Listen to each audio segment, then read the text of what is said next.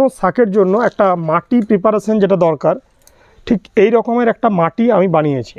দেখুন, ঝুরঝুরে মাটি, অল্প ছোট ছোট ডেলাগুলো আছে, এই ডেলাগুলোকে দেখুন আমি ভাঙিনি, মানে একদম ঝুরো করে দিইনি।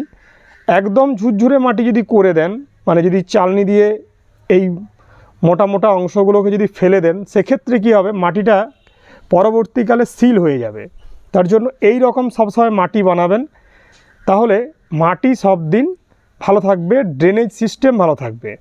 তো এই মাটিটা তৈরি করেছি, যেটা আমি 3টি জিনিস দিয়েছি এখানে। ফার্স্ট হচ্ছে গার্ডেন সয়েল। হাতের কাছে যে গার্ডেন সয়েল থাকবে সেটাই আপনি ইউজ করতে পারেন, কোনো অসুবিধা নেই। 1 ভাগ নিচ্ছেন গার্ডেন সয়েল, 1 ভাগ নিয়েছি আমি 1 বছরের শুকনো পচানো গোবর সার।